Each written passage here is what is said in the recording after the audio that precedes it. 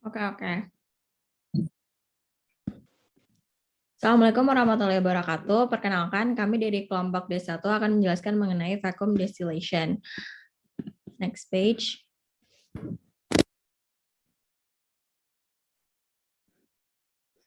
Anggota kami terdiri dari Ardito, Aulia, Dina, Vera, Franciscus, Shalaisa, Syafa Divona, Praya, dan juga Syarika.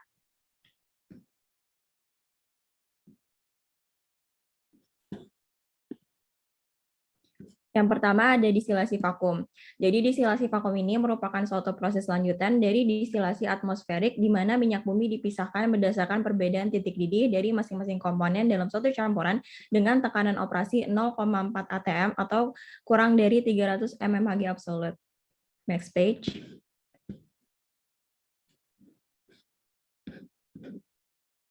Distilasi vakum ini dimaksudkan untuk memisahkan minyak yang terkandung dalam produk long residu dari distilasi atmosferik yang tidak dapat dipisahkan dalam kondisi atmosferik, karena minyak-minyak tersebut mempunyai titik didih di atas suhu crack-nya, sehingga dengan tekanan vakum, minyak tersebut titik didihnya akan turun dan dapat dipisahkan pada suhu di bawah suhu crack dalam tekanan di bawah atmosferik atau tekanan vakum.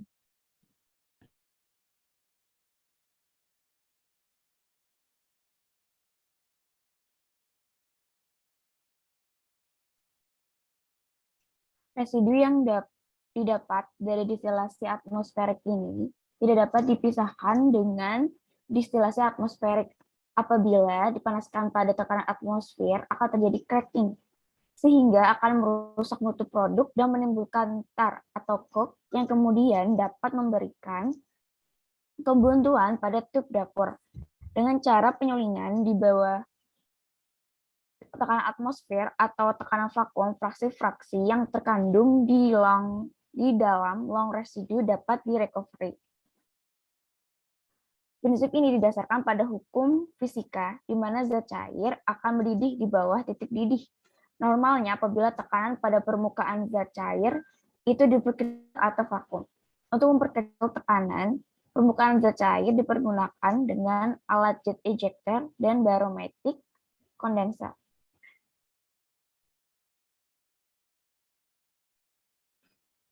Pada prinsipnya, proses vakum ini tidak jauh dari proses distilasi atmosferik. Proses distilasi vakum berlangsung di bawah kondisi normal, kurang lebih 35 mm air raksa, dengan tujuan untuk menurunkan titik didihnya. Nah, teknik ini biasanya ditemukan di laboratorium yang memerlukan alat laboratorium kimia dalam bentuk rotary evaporator. Proses distilasi ini dilakukan dengan cara menurunkan tekanan peralatan, juga menurunkan titik didih. Jika tidak, prosesnya mirip seperti distilasi lainnya. Lalu, distilasi vakum sangat berguna ketika titik didih normal melebihi suhu dekomposisi suatu senyawa. Distilasi vakum juga sangat berguna untuk senyawa yang mendidih di luar suhu dekomposisi pada tekanan atmosfer dan karenanya akan terurai dengan upaya apapun untuk merebusnya di bawah tekanan atmosfer. Telah disebutkan bahwa distilasi vakum ini ditemukan dan digunakan di laboratorium. Pada skala laboratorium, penyulingan vakum adalah ketika cairan yang disuling memiliki titik didih atmosfer tinggi atau perubahan kimia pada suhu mendekati titik didih atmosfer mereka. Suhu bahan sensitif seperti contohnya adalah beta-karotin juga memiliki atau memerlukan distilasi vakum untuk menghapus pelarut dari campuran tanpa merusak produk. Alasan lain mengapa digunakan penyulingan vakum adalah jika dibandingkan dengan penyulingan uap, ada tingkat yang lebih rendah residu membangun. Hal ini tentu penting dalam aplikasi komersial, di mana transfer suhu diproduksi menggunakan penukar panas.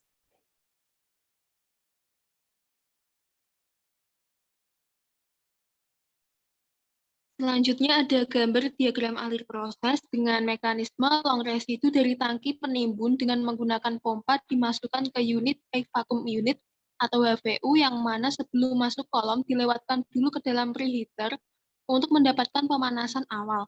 Kemudian masuk ke dapur atau furnace untuk mendapatkan pemanasan yang dikehendaki pada temperatur 370 derajat Celcius.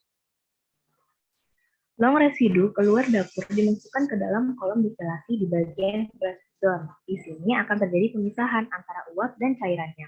Uap naik ke atas yang terdiri dari uap distillate dan uap air dari steam stripping dan crossover steam. Steam crossover adalah steam yang diinjeksikan ke dalam umpan sebelum memasuki ke seksi radiasi di dalam dapur yang berfungsi untuk mengurangi waktu tinggal fit di dalam dapur. Sedangkan stripping dari dasar kolom untuk membantu penguapan fraksi ringan yang terikut pada fraksi beratnya. Uap yang naik ke atas akan terpisah-pisah sebagai produk light vacuum gas oil, spindle oil, light machine oil, medium machine oil, dan black oil.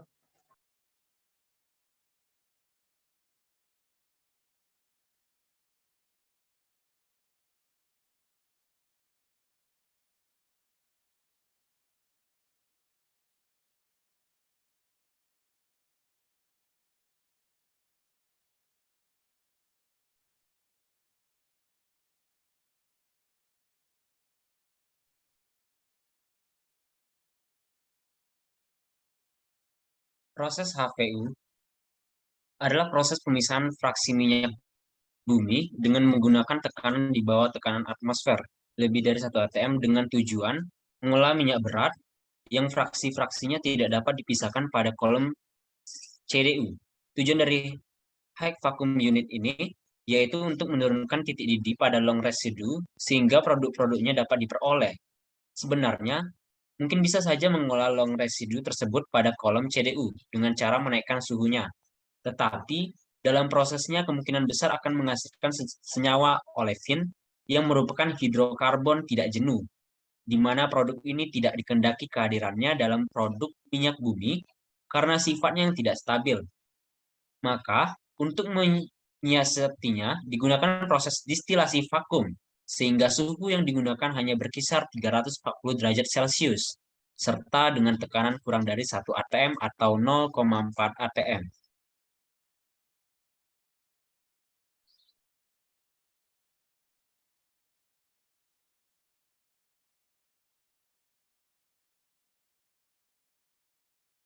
Dalam prosesnya, long residu yang dihasilkan dari kolom CDU akan dipanaskan dengan temperatur 340 derajat Celcius, yang selanjutnya long residu dimasukkan ke dalam kolom HVU yang memiliki tekanan 0,4 atm.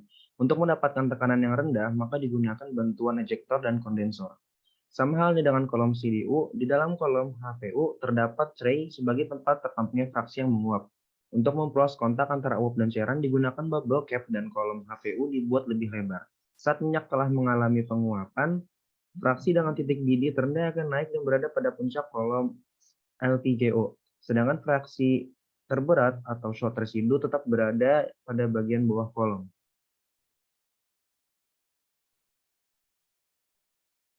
Produk-produk diambil dari top puncak kolom adalah gas dan light oil. Kemudian, dari tray atas ke bawah adalah LVGO, SPO, LMO, dan MMO, dan black oil. Kemudian masuk ke stripper untuk dipisahkan fraksi-fraksi ringannya yang masih terikut. Sedangkan produk bottom column adalah short residue dan diolah kembali di unit cracking atau di unit asphalt plant.